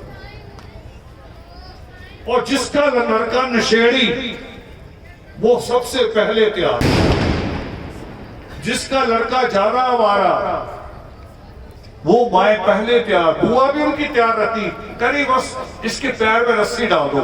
अरे रस्सी उसके पैर में थोड़ी पड़नी है, बहू के गले में पड़ जानी है। एक लड़की के गले में फंदा पड़ रहे हैं, लड़के के कहां पैर में पड़ जाए। मैंने बिहार की एक परंपरा सुनी थी, यहां बिना कहे है, चलो बिहार के लोग कहते तो हैं कम से कम, वहां जो हमारी जाति हैं उसमें से एक आती मुसहर, और भी आते हैं जो सुदर्शन। उनके यहाँ क्या रिवाज है, शहरों में तो थोड़े बदल गए, गांव में जब शादी होती है, बहू जब घर आती है, आपका रिवाज भी बताऊंगा, तो जैसे बहू घर आती है लड़का छत पे चढ़ जाता है। हालांकि वहां ज्यादा छतें कच्ची होती है, घास फूस की छतें होती है खपड़ैल की, मगर लड़का उसके ऊपर चढ़ेगा और बहू नीचे खड़ी होगी। सारी औरतें उसको लेके आती बहू को, चला तेरे घर वाला ऊपर खड़ा हो गया। हो पहले दिन फिर बहू नीचे से पुकारती है, बड़ी बूढ़ी औरतें उससे बताते सनवासी नहीं बैठ जाओ, वो बताती है कि ऐसे बोल, क्या बोल? वो कहती नीचे आबो, नीचे आबो, बिहारी भाषा में। और वो लड़का कहता है मैं ना आबो, मैं नहीं आबो। वो कही काहे? फिर वो औरतें बहू को समझाती है, फिर कह रही अब अगली लाइन ये बोल कि तेरी कमाई जुए और शराब के लिए, मेरी कमाई घर के लिए, अब नीचे आ गया। देखो पहली परंपरा क्या है हमारी, और ये सिखाया किसने होगा? हमें सिखाया किसने होगा? ब्राह्मण ने, जिसने मनुस्मृति रची है, जिसने कहा कि आप जहालत में ही रहना, जिसने वाल्मीकि रामायण को हटा के रामचरितमानस रखा है, ये उसने हमें समझाया, उसने समझाया। आपके यहां भी है, आपके यहां दूसरा रिवाज है, दूसरे तीसरे दिन बहू को ले आते हैं, और वो भी बीच पूरे मंदिर में चौराहे पे सारी औरतें इकट्ठी हो जाती हैं और लड़के को पकड़ाते हैं एक छड़ी, करे ले भी बाद में पीटना आप शुरू कर दिया से शगुन करते हो कि नहीं करते हो? वो अरे हंस रही है, आपके लगी थी, जोर से लगी थी। और ये अधिकार होना चाहिए। अब यहां बात हम कहते कहां बैठे हैं? सृष्टिकर्ता वाल्मीकि दयावान के चरणों में। और उन्होंने क्या कहा मेरी इन बेटियों के लिए, इन माओं के लिए क्या कहा है? उन्होंने बेटी के लिए कहा है कि कन्या रतन की प्राप्ति कई जन्मों के पुरुषार्थ के बाद होती है। कन्या को रतन कहा है। बेटा तो आपका मुस्टंडा होता है ना, लड़की को रतन कहा है। और रतन समझ लो, और अभी तो आपको हंसी मजाक में लग रहा होगा, इसका एक्सपेरिमेंट समझ लो। अगर घर में एक भी औरत ना हो, अचानक कभी आप घर आओ, ना दादी हो, ना माँ हो, ना बहू हो, ना बेटी हो, कोई भी ना हो, यानी औरतों वाला रिश्ता कोई ना हो घर में, आदमी आदमी सारे हो, घर साफ सुथरा हो, रोटी बनी हुई हो, खाने की खुशबू आ रही हो, फिर भी आपको घर अच्छा लगेगा? बताओ आप। इसलिए कन्या रतन कहा ईश्वर ने कि ये कन्याएं रतन। और दूसरा लाइन क्या कही परमात्मा ने कि जननी और जन्मभूमि स्वर्ग से भी बढ़कर है। और आप देते हो लफंगे लड़के के हाथ में छड़ी, किले मार इसको। विभाग में भी पीटना तुमने, अभी पीट रहे, रस्म शुरू कर दिया। जैसे मैंने एक यूपी में देखा, मृत्यु के 4 दिन बाद, आपके यहां भी होता है ना चौथा, रस्में अलग अलग कर रखी हैं। चौथा होता आप लोग पहले होता था बाहर नहाने जाना, और 1-2 चूड़ी औरतें पहना देती थी, क्योंकि औरत तोड़ देती थी चूड़ियां सारी, फिर चौथे पे पहना देती थी। यूपी में मैंने अजीब चीज देखी, इसके साथ एक और चीज जोड़ रखी है, चौथे दिन वहां मीट बनेगा, घर में मुर्गा बनेगा, बकरा बनेगा। मैंने कहा ये क्या? वो कह रही हमें सब्जियां ही 2 आती हैं, या दाल बनानी आती है या मीट। अगर मृत्यु के बाद मीट नहीं खाएंगे तो खाएंगे क्या? और अगर अपने आप खाएंगे तो लोग लानत देंगे, लो जी इनके घर में तो कोई भरा है, ये मीट खा रहे हैं। इसलिए कौम मिलकर ही शुरू करा देती चौथे दिन भी, चौथे दिन मीट बना लो, क्योंकि 3 दिन से ज्यादा रह नहीं सकते। उसके बाद कुछ होना शुरू हो जाता है। पेट पे कम ध्यान दो, दिमाग पे ज्यादा ध्यान दो। दिमाग पे महात्मा रावण के कितने सिर थे? आप तो ऐसे ही जानते हो ना, कितने सिर थे? बोल दो जोर से। 10 उनका नाम था ना, दशानन। वो 10 सिर नहीं थे, 10 विद्वानों जितना एक विद्वान था। 10 विद्वानों जितना एक विद्वान था। उसके जैसा संगीतकार नहीं था, उसके जैसा वैज्ञानिक नहीं था, उसके जैसा योद्धा नहीं था। इतना बड़ा विद्वान आदमी जिसने बच्चों की बीमारियों पर सबसे पहला ग्रंथ लिखा, कुमार तंत्र। कुमार तंत्र ये हमारी पार्लियामेंट में दिया गया जवाब है।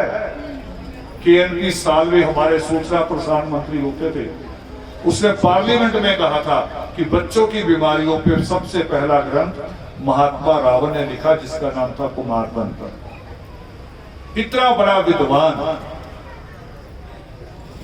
खा खा के बना था। हम खाने पे जोर दे रहे हैं। देखो हमारे घरों में भी रिश्तेदार आ जाए तो दावत, छुट्टी का दिन आ जाए तो दावत, मूड खराब है तो भी दावत। मैं अपने पिताजी को देखता था, मैं बड़ा हैरान होता था। दवाई लेने जाते थे साथ, तो डॉक्टर दवाई दे के बाद में कह देता था कि खिचड़ी खानी है, नरम खाने, दलिया खाना है। मगर पिताजी आते ही एक दिन दवाई खाई, दूसरे कहते थे कि दवाई से ना मुंह खराब हो गया, दवाई जैसा हो गया, थोड़ा सलूना कर दो। एक शब्द था सलूना, मतलब मीट मुर्गा बना लो। डॉक्टर कह रहा हफ्ता नहीं खाना, कुछ ऐसा। हमारे यहाँ उल्टा रवाज था, और ये हमारे घरों में नहीं, हमारे बाबे भी यही करते हैं। हमारे बाबे भी जब कभी भी आपको बुलाएंगे तो उनके यहाँ लिखा होगा भंडारा इतनी तारीख को, अगला भंडारा इतनी तारीख को। भी खिला खिला के मारोगे, कभी ज्ञान की बात भी करो। खाना तो 24 घंटे भी साथ नहीं देता आदमी। 24 घंटे अगर देता होता तो हम 3 टाइम नहीं खाते। औरतें खाती हैं करवा चौथ वाले दिन। करवा चौथ आता है ना जब, अभी शायद आ ही रहा थोड़े दिनों में। करी करवा चौथ आप भी रखती? हाथ खड़ा करो, कौन कौन करवा चौथ का व्रत रखती है? कर दो, हाथ खड़ा कर दो, शाबाश। और कौन कौन है? और तो लड़का बच्चा भी कर रहा है, देखो इसका पति भी है। और किस लिए रखते करवा चौथ? करे आदमी की उम्र बढ़ेगी, और आदमी ने अगर सोच लिया हो कि मैंने कैप्सूल खा के मरना है तो उसकी उम्र बढ़ा लोगे उसकी उम्र। जब लोग कोरोना में मर रहे थे, सारे पादरी कादरी भी भाग गए थे। जो चर्च कहती है ना, रोज पखंड होते हैं, पोस्टर लगे होते हैं कि जो भी बीमार है सारे आ जाओ, जहां जहां दुख है वहां हाथ रख लो, ठीक कर देंगे। कोरोना में आया कोई पादरी, कोई पंडित आया? अभी भी ये घूम रहा ना बागेश्वर। कोरोना के समय आए कि आओ कि हम कोरोना भगा देते हैं। कोरोना कैसे हटा? पहले तो बचाव किया गया, जिसको डॉक्टर क्या कहते हैं कि दवाई से ज्यादा परहेज। पहले बचाव किया गया, फिर साइंटिस्टों ने, विद्वानों ने उसका इंजेक्शन तैयार किया, वैक्सीन तैयार की कि कोरोना से ऐसे बचेंगे। और हमारे यहां औरतों को करेंगे आप भूखी रहो, आदमी की उम्र बढ़ेगी। फिर तो गरीब आदमी की उम्र तो सबसे लंबी चाहिए। दक्षिण अफ्रीका के ऐसे देश हैं जहां लोग भूखमरी से मर रहे हैं, वहां तो आदमियों की उम्र लंबी होनी चाहिए थी। और साल में एक व्रत रख के कई आदमी की उम्र खींच खींच के लंबी करेंगे, मगर व्रत भी रखती नहीं है। और समझ लो, आपको एक नया रहस्य खोल रहा हूं, सस्पेंस। व्रत वो नहीं रखती, सुबह 5 बजे उठती हैं, फेड़ियां होती हैं मैदे की बनी हुई, मैदा जल्दी हजम नहीं होता। 1 लीटर दूध में डालती है। दूध वैसे औरतों को मिलता नहीं, दूध तो माए लफंगे लड़कों को पिलाती हैं। लड़कियों को कह रहे सूखी रोटी से काम चल जाएगा।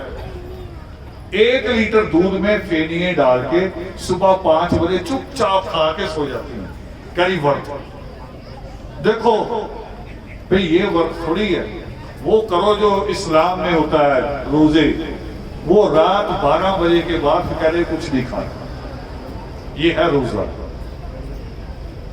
भी कुछ भी नहीं खाएंगे। सच तो ये है, असली अगर त्याग ही करना है, वैसे तो ईश्वर का इससे कोई संबंध नहीं। गुरु ग्रंथ साहब में लिखा है कि छोड़ अन्न करे पखंड, ना वो सुहागन ना वो रन। कि अन्न छोड़ के पखंड होता है, उससे ना किसी आदमी की उम्र बढ़ती है ना घटती है, ना कोई और सुहागन रहती है, ना कोई विधवा होती है। ये कबीर साहब के मुख से निकला हुआ श्लोक है जो गुरु ग्रंथ साहब में हमने। मगर औरतें कहती हैं, इनके दिमाग में बिठा रखा है, कई तो शादी से पहले रख लेती हैं, एक और व्रत रखती है शादी से पहले, अच्छा आदमी मिलेगा। और मिलता कौन सा है? कह रहे जी कच्चों में नाम चल रहा है इसका भी। कच्चों में, कच्चे कौन से? झाड़ू लगाने वाले कच्चे, कच्चा डीसी नहीं, कच्चा एसपी नहीं, कच्चा सीवर में उतरता है, जो उसका नाम चल रहा है, इसलिए शिव जी के व्रत रखे और शिव जी ने ढूंढ ढांड के सीवर में उतरने वाला दिया, लो भी ले लो। असली बात शिव जी की नहीं है, व्रत का तो मतलब ही नहीं है, ये पखंड है। उससे किसी की उम्र नहीं बढ़ती, उम्र बढ़ती है ज्ञान से। मुझे बताओ, जिस मां का लड़का एसपी हो जाए, जिस मां का लड़का डॉक्टर हो जाए, जिस मां का लड़का प्रोफेसर हो जाए, बताओ उस मां की नहीं, उस दादा दादी की भी उम्र बढ़ेगी कि नहीं बढ़ेगी? वो जवान हो जाएंगे कि नहीं हो जाएंगे? तो यही तो चाहिए, यही हुक्म थे हमें। हुक्म यही था। पुरुषार्थ में सृष्टिकर्ता वाल्मीकि दयावान कह रहे हैं कि पहला पुरुषार्थ पढ़ाई है, कलम। हमने वो पूरा ही नहीं किया। माए करी बस बहू ले आओ ले आओ ले आओ। और जब लड़की वालों की तरफ से कोई सवाल करता है कि लड़का तो कुछ करता नहीं, लड़की का कैसे करोगे? कर ले, 2 रोटी जहां हम खा रहे ये भी खा लेगी। भी वो गाय भैंसा तो बकरी है कि 2 रोटी से काम चलेगा, और खर्चे नहीं होते, बहुत सारे खर्चे होते। और जब वो खर्चे आते हैं फिर क्या करते हैं माँ बाप? करे अपने बर्तन उठाओ, चलो बाहर, अपने अलग हो जाओ, जो मर्जी करो। वही माँ जो करी बहू लाओ बहू लाओ, फिर बहू से डांट लगती है, बहू को साथ चढ़ने लगती है, सारा कुछ अजीब हो जाता है, सारा रिश्ता ही बदल जाता है। और अगर बच्चा पढ़ाया लिखाया हो, पढ़ाया लिखाया हो, और लड़का ही नहीं, मैं तो लड़कियों को भी देख रहा हूं। अब हमारे पास तो रिकॉर्ड बनना शुरू हो गया। हमने जो 40 साल काम किया है, 40 साल की आउटपुट आनी शुरू हुई है। अब लड़कियों को मैं देख रहा हूं, वो माँ बाप को जाके कहती हैं कि तुमने अभी तक फर्श नहीं लगवाया, तुमने एसी नहीं लगवाया, चलो बाजार चले। लड़की कह रही है, क्यों कह रही है?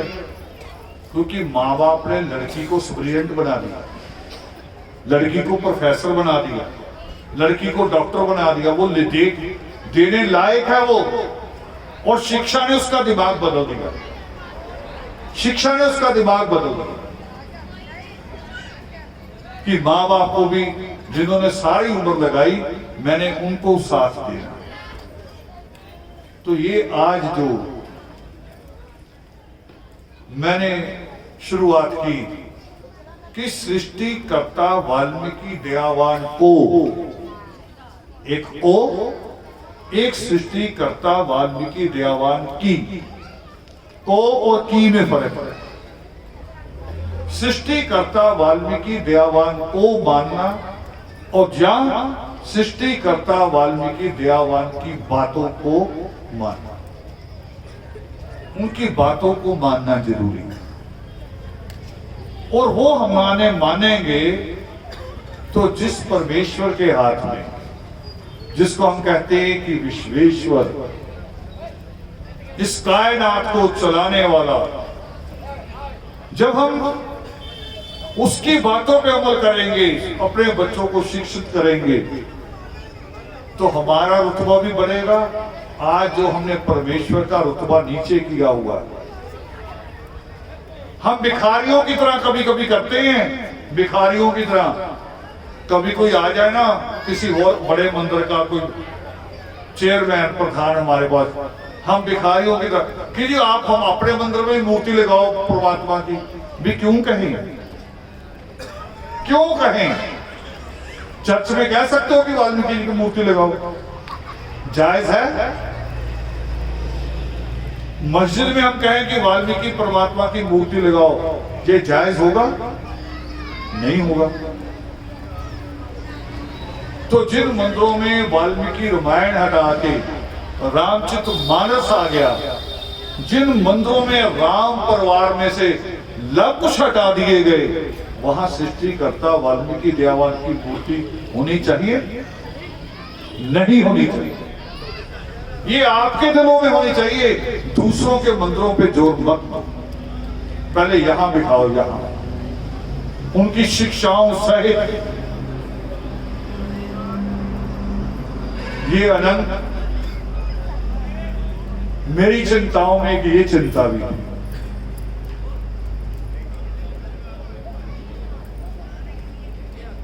सपना लिया गया था, अभी भी बहुत बुलंद लग रहा है, मगर ये अभी उसका आधा भी नहीं है। जो इसका पूरा होना है उसका ये आधा भी नहीं है अभी। मगर जितना बुलंद हो गया, जो पहले जिसको हटाया गया था, बदले जाते हैं, गुरुद्वारे भी बड़े किए जाते हैं, मस्जिदें भी बड़ी की जाती हैं। मक्के को कई बार मक्का आसपास बढ़ाया गया, कई बार जब लोग बढ़े तो बढ़ाया गया, शहर खाली करवाया गया, मक्के का हिस्सा बनाया गया उसे, जहां पर लोग हज करने जाते हैं। मेरी चिंताओं में था, मगर श्यामलाल भंगी उसी नाम की तरह है जिस तरह से महात्मा रावण की सेना को भंगी कहा गया, राक्षस दल को। वो संकल्प के लोग थे कि अगर परमेश्वर ने क्रोध का मरना बर्दाश्त नहीं किया तो राक्षस दल के लोग कहते थे कि हम पशु बलि नहीं देने देंगे। ये सृष्टिकर्ता वाल्मीकि दयावान का हुक्म है। भले हमें मार दो, कत्ल कर दो, सजाएं दो, और ये सजा थी हमें गंदगी उठवाना, हमारे सिर पे कूड़ा उठवाना, मल मूत्र उठवाना, ये सजा के रूप में है। मगर लोगों ने कहा कि सजा भोग लेंगे, उन नियमों को नहीं छोड़ेंगे। फिर धीरे धीरे भूल गए, और आज धर्म समाज फिर याद करवाने आया है। और धर्म समाज के लोग अपना जीवन लगा रहे हैं इसमें। जो परिवार घर में से 2 लाख 4 लाख निकाल के वाल्मीकि उपवन के लिए भेज रहा है, ये अद्भुत बात है ना। इतनी तो ग्रांट नहीं मिला करती थी आपको, लीडरों को बुला के 100 हार पहना के पैर पकड़ पकड़ के भी इतनी ग्रांट नहीं मिलती थी जितना हम एक घर से ले लेते। ये कुर्बानियां हैं, उस कुर्बानियों से वाल्मीकि उपवन बन रहा है। और उन कुर्बानियों में एक जो यहां कमी है, आप सब साथियों को कह रहा हूं, उन कुर्बानियों में एक कुर्बानी अतिकाय जी की, उनका चित्र भी यहां होना चाहिए। जितनी बड़ी कुर्बानी, वो 13 साल की उम्र से शुरू हुआ। हम तो सोच समझ के शुरू हुए थे, वो हमारे पीछे खड़ा हो गया था बस, कि जिधर को पूरा परिवार धर्म जाएगा उधर को मैं जाऊंगा। और शादी हुई, बच्चे हुए, फिर भी आपके यहां से आपको अगर याद हो, आप रात को 1 बजे छोड़ो या 2 बजे छोड़ो, उसने कभी ये नहीं कहना कि अच्छा जाने दो, टाइम हो गया। कभी ये कहा हो तो बता दो, ये कहा हो कि मेरे बच्चे अकेले हैं घर में। और ऐसे ही धर्म बनता है। सिख गर्व करते हैं कुर्बानियों पे, हमें भी ये कुर्बानियां गर्व करनी पड़ेगी। मुझे याद आ रहा है विजय नारिया जी, मृत्यु से कुछ घंटे पहले उन्होंने फोन मिलवा के मेरे से बात की, और उनकी पत्नी ने मिला के दिया। देखो कितना बड़ा जिगरा होगा उस मां का, उस पत्नी का। फोन मिला के कान को लगाया, और वो मुझे क्या कह रहा है, देखो आदमी अभी उसकी बेटी रहती है जिसकी शादी नहीं हुई। अंतिम समय तो आदमी यही चिंताएं करता है ना, कि मेरे बच्चे, इनका क्या होगा, मेरे घर का क्या होगा। बताओ उसकी अंतिम बात क्या थी? कह रहा नहीं, नित्यनेम का कोई श्लोक सुना दो, अंतिम यात्रा शुरू हो। कुछ घंटे पहले, और मैं नहीं बोल पाया। मुझे पता था कि बहुत कम सांस बची है, मेरे से ही हुआ, हिम्मत नहीं हुई मेरी, पर उसकी इच्छा देखिए।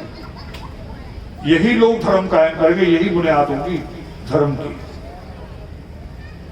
और चल पड़े हैं हम, उस रास्ते पे चल पड़े। जो बात थी ना, परमात्मा ने कहा था कि दिशा सही होनी चाहिए, दिशा हमने पकड़ ली। मंजिल कितनी भी दूर हो पालेंगे, कितनी भी दूर हो पालेंगे हम उस मंजिल को। मगर इन बातों को याद रखना है कि मंजिल पाएंगे, मगर दिशा नहीं छोड़नी और क्रम नहीं तोड़ना, शॉर्टकट नहीं लेना। शॉर्टकट हमेशा गलत होता है। मैंने आज शॉर्टकट लिया, अच्छा भला आ रहा था, मखू आके मेरे दिमाग में आया कि बल्ला वाला रास्ता छोटा है। अब मुझे पता नहीं बल्ला वाले रास्ते में पुल बन रहा है, कितनी बाधाएं हैं, रास्ते रोक रखे हैं, रास्ते गांव की तरफ मोड़ रखे हैं, टूटी हुई सड़कें हैं। शॉर्टकट खराब कर गया मुझे।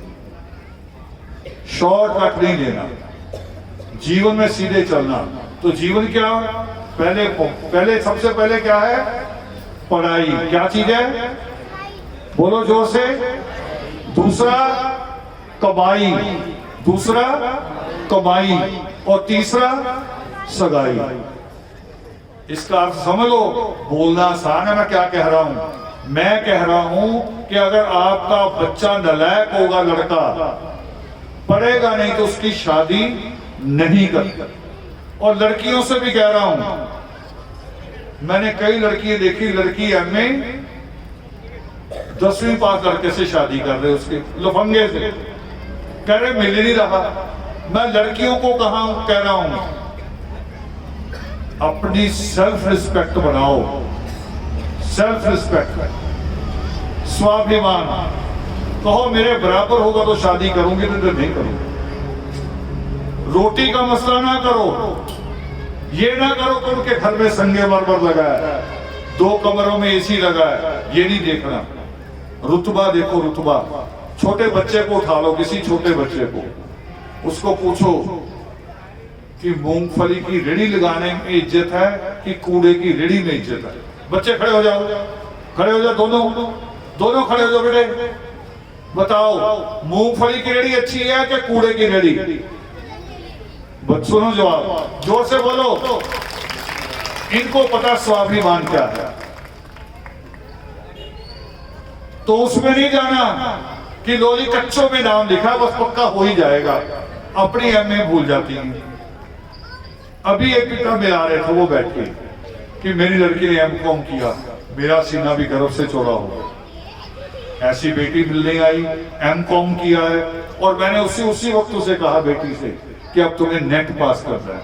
वो करी आईपीएस करूंगी, आईपीएस भी करना, मगर नेट एक पता क्या है? नेट क्या कह रहा हूं?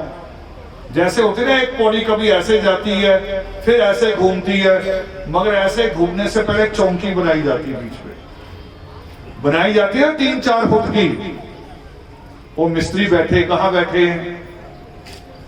3-4 फुट की, जहां से पौड़ी घूमती है। ये नेट भी चौकी है। सीधे तो नहीं स्टेप ऐसे घूम सकते बिना चौकी के। मैं चाहता हूं कि अगर आईपीएस ना भी बनो तो प्रोफेसर तो बनोगे ना, इसलिए नेट पास करो। पहले अपनी जड़ मजबूत करो। ये नहीं कि आईपीएस करते करते बाद में नीचे गिरो और फिर क्लर्क की उम्र भी निकल जाए, वो कह रही अब क्लर्क भी बन सकते। मैं ये भी मजबूत करना चाहता हूं। दूसरा, जो बच्चे अभी छोटी क्लासों में हैं, 8वीं में है, 9वीं में है, 7वीं में है, ज्यादा बच्चे मेडिकल लो। मेडिकल से डरो नहीं। डर का रास्ता मैं बता रहा हूं निकलने का। आपके जो वीकली टेस्ट होते हैं, मंथली टेस्ट होते हैं स्कूल में, 10 नंबर के, 20 नंबर के, उसको नोट करो कि जब आपका बायो का टेस्ट हुआ, मैथ का टेस्ट हुआ, इंग्लिश का टेस्ट हुआ, 10 में से कितने नंबर आए? मैं जितने बच्चों को मिलता 6 से ज्यादा ही बताते हैं। जानते 6 का मतलब क्या होता है? इंस्पेक्टर साहब बताओ, 60% पे फर्स्ट डिवीजन हो जाती थी पहले। 72% पे जाके हम स्कॉलर हो जाते थे। क्यों प्रोफेसर साहब? और जिसने 6 ले लिए वो तो सेकंड डिवीजन तो पार कर गया ना वो, तो जिसने 7 ले लिए वो फर्स्ट डिवीजन में आ गया। मगर फिर भी टीचर जानबूझ के गुमराह करते हमारे बच्चों को, करे ना ना तुम मेडिकल ना लो, तुम तो ऐसे करो, एक तो फिजिकल ले लो, दौड़ो भागो, स्कूल से भी भागो, पढ़ाई से भी भागो, और एक आप कुछ आजकल और आगे गई उल जलूल। हरियाणा में एक और आ गया, सिक्योरिटी को जुड़ा हुआ कुछ ऐसा, मुझे पूरा सब्जेक्ट का नाम स्लिप कर रहा है, थोड़ा आर्मी ट्रेनिंग से जुड़ा हुआ, और आर्मी में नौकरी नहीं मिलनी, अब 4 साल की नौकरी होगी। बताओ, सब्जेक्ट आ गया कॉलेज में और नौकरी उसकी है नहीं।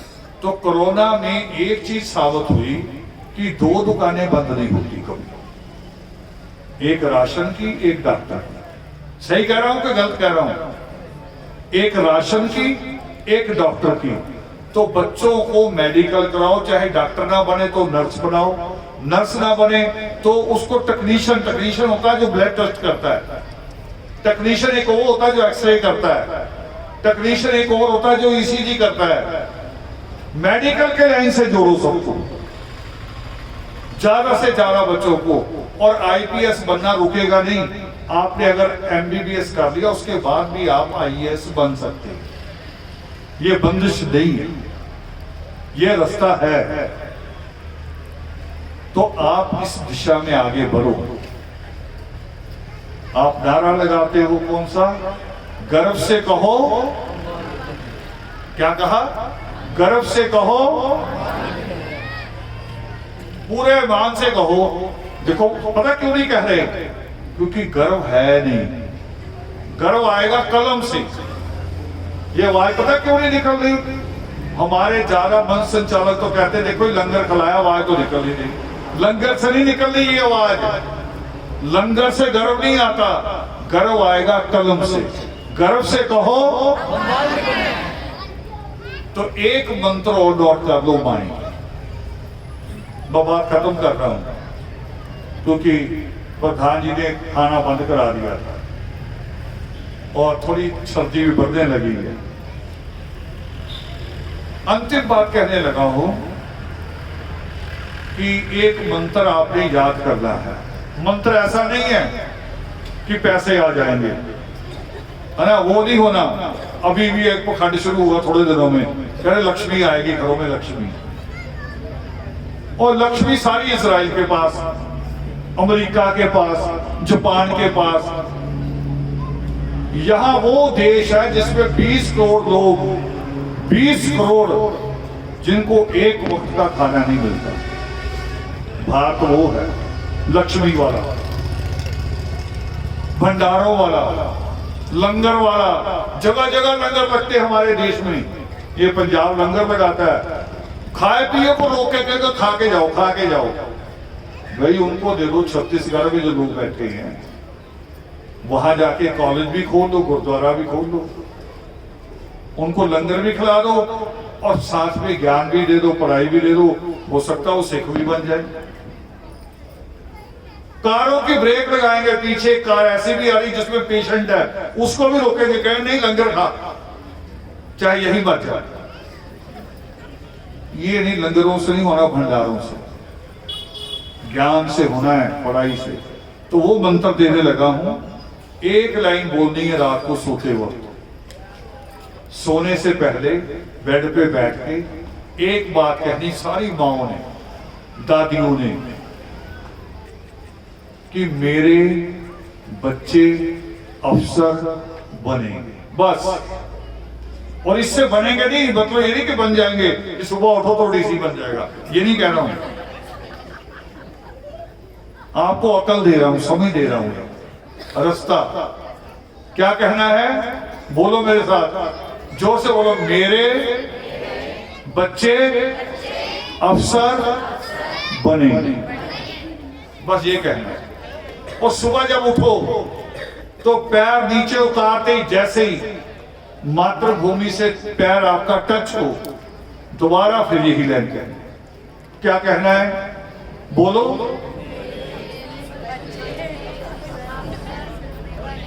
थोड़ा जोर से, देखो इसमें आवाज जाएगी पूरी दुनिया तक, जोर से बोलो।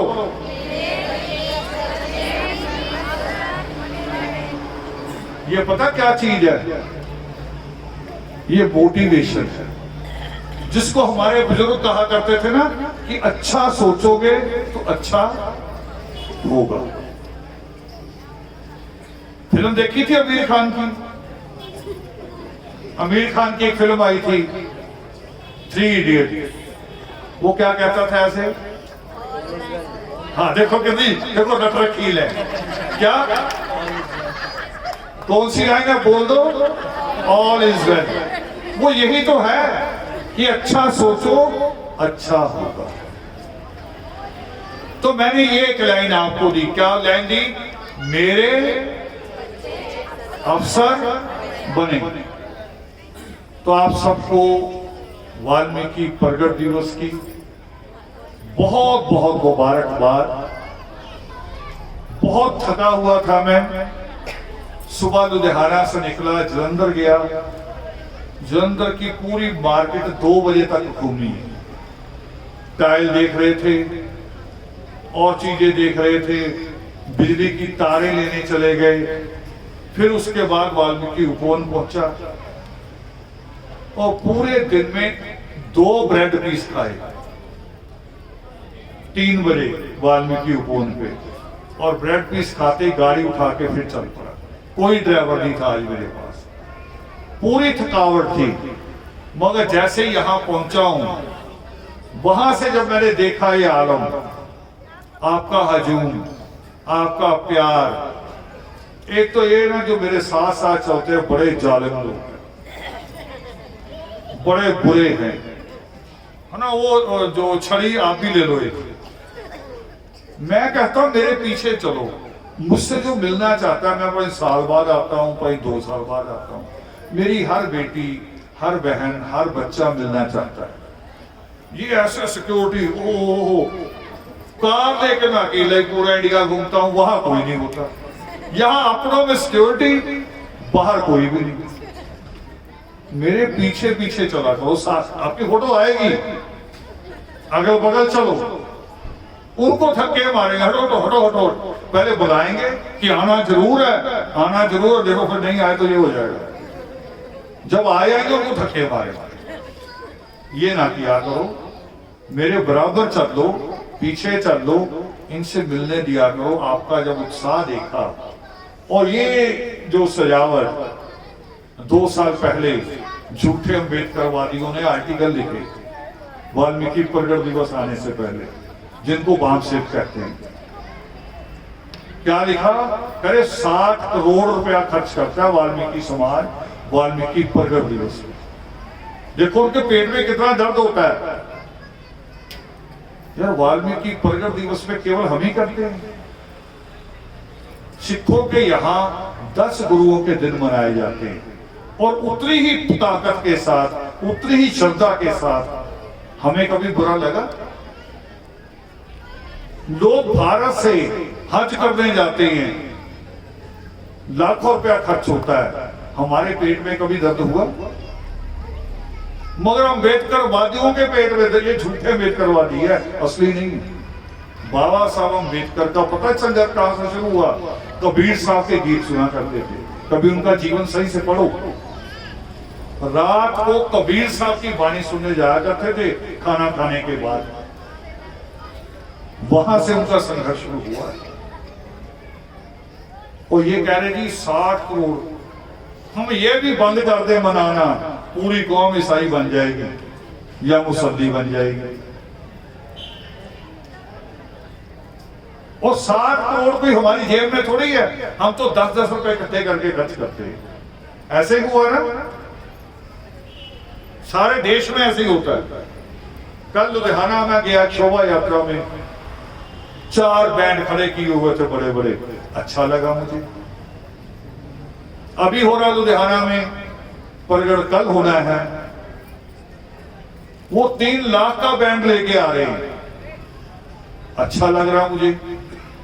कि आपको अपने धर्म पे गर्व हो रहा है, और जड़ें ढूंढने का काम वाल्मीकि उपवन करेगा। वहां खोज केंद्र बन रहा है, वो जड़ें ढूंढ के देगा आपको, वहां खोज केंद्र से आएगा। तो आपको मुबारकबाद के साथ फिर दोबारा एक हिदायत के साथ कि हमने परमात्मा को जितना मानना है उससे ज्यादा उनकी बातों को मानना है। आप सबको बहुत बहुत मुबारकबाद। जय वाल्मीकि।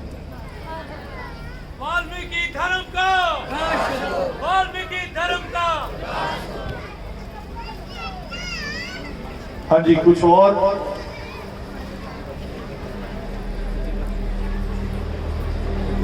कैसे दे दी?